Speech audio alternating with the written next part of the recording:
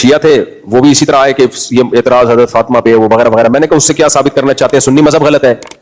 تو اگر سنیوں پہ یہ اعتراضات ہوتے ہیں تو شیعہ مذہب پہ تو پھر سنیوں پہ 10 ہوتے ہیں. تو پھر میں نے کہا میری رائے میں آپ کے جو مسلک ہے اس پہ تو پھر اتنے 1000 اعتراضات ہوتے ہیں. تو یا تو میں یہ چھوڑ کر وہاں چلا جاؤں تو پہلے مجھے ان اعتراضات کا جواب دو. میرے پاس کوئی راستہ تو ہو نا. ارے آپ سفر کر کے جا رہے ہو, بس بھری ہوئی ہے, پائیدان میں پاؤں رکھنے کی جگہ ہے, لوگ کہتے ہیں یہاں اتر جا بس سے, آپ کو کہ دوسری بس خالی ہے, کہتے نہیں وہ اس سے بھی زیادہ بھری ہوئی ہے. تو پھر تو پائیدان پہ پاؤں رکھ کے جائیں گے بھائی, پیدل تو نہیں جا سکتے اتنے لمبے لمبے سفر میں ہم.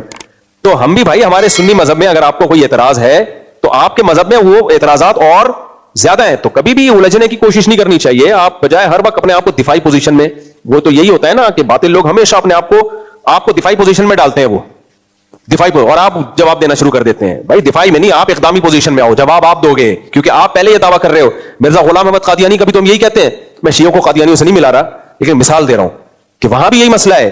وہ اعتراضات کرتے ہیں یہ ایسے, یہ حدیث کا مطلب. بھائی اگر ہم محمد صلی اللہ علیہ وسلم کو چھوڑ کے مرزے کی طرف آ جائیں تو اس کی تو کمبخت کی جو کتابیں ہیں اس سے پتہ چلتا ہے کہ وہ شریف انسان ہی نہیں تھا.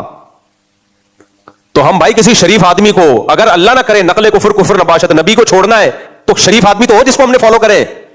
وہ کہتے ہیں نبی کو چھوڑنے کی ضرورت نہیں ہے. جب نبی کو چھوڑنے کی ضرورت نہیں تو پھر دوسرے پیغمبر کے تکلف کی کیا ضرورت ہے؟ تو شریف ہونا تو ثابت کرو. قادیانی کبھی بھی دفاعی پوزیشن میں نہیں آتے. آپ قادیانیوں سے بات کریں کہ مرزا کی کتابوں سے پتہ چلے گا کہ وہ شریف انسان نہیں تھا, قادیانی زہر کا پیالہ پی لے گا, اس ٹاپک پر کبھی بات نہیں کرے گا. وہ آپ کو ختم نبوت کے لفظ میں ہمیشہ الجھا کے رکھے گا. تو اپنے آپ کو الجھنوں سے نکالو. اب میرے پاس کیا ہوتا ہے, میاں بیوی کے کیسز آتے ہیں, اسی اصول کی روشنی میں نہیں مٹاتا ہوں. وہ اصول زندگی کے ہر پہلو میں کام آتا ہے کہ آپ کے پاس آلٹرنیٹ کیا ہے. دیکھو ایک آدمی کہہ رہا ہے میری جاب ایسی, باس ایسا ہر وقت آنے دیتا ہے, یہ کرتا ہے وہ کرتا ہے, ٹینشن میں ہوں, باس کو سمجھا بھی لیا. میں کہتا ہوں بھائی ٹینشن کس بات کی, تیرے پاس کوئی اچھی جاب کا آپشن ہے تو چھوڑ دے, نہیں ہے تو برداشت کر, تپڑ ہے تو پاس کر, ورنہ برداشت کر. کیا خیال ہے؟ آپ رکشا لے کے ٹرک کے پیچھے پیچھے چل رہے ہو, اوورٹیک کی کوشش کر رہے ہو, ٹرک والا اوورٹیک کرنے نہیں دے رہا آپ کو, تو ٹرک والے نے کیا لکھا ہوتا ہے, تپڑ ہے تو پاس کر ورنہ برداشت کر. اب آپ کے پاس برداشت کے علاوہ کوئی آپشن ہے نہیں. تو خواتین آتی ہیں میرا میاں ایسا, میرا میاں ایسا, 10 سال سے سمجھا رہی ہوں. تو میں ان کو ایک بات کہتا ہوں, اب مزید سمجھانے کی آپ کوشش نہ کریں. 10 سال میں نہیں سمجھا تو اب وہ بولو نہیں سمجھے گا, اس لیے سمجھانے پہ ٹائم ضائع نہ کرو.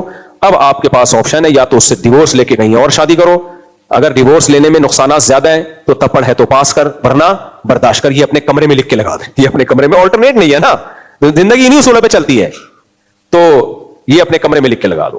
تو آپ سب جو ہے نا اپنی بائکوں پہ, اپنی گاڑی پہ, اپنے گھروں میں, اپنی دیواروں پہ لکھ کے لگا دیں وہ تپڑ ہے تو پاس کر ورنہ برداشت.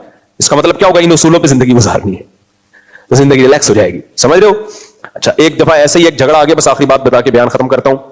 آلٹرنیٹ نہیں ہے نا, جب آلٹرنیٹ ہو تو پھر آدمی سوچتا ہے.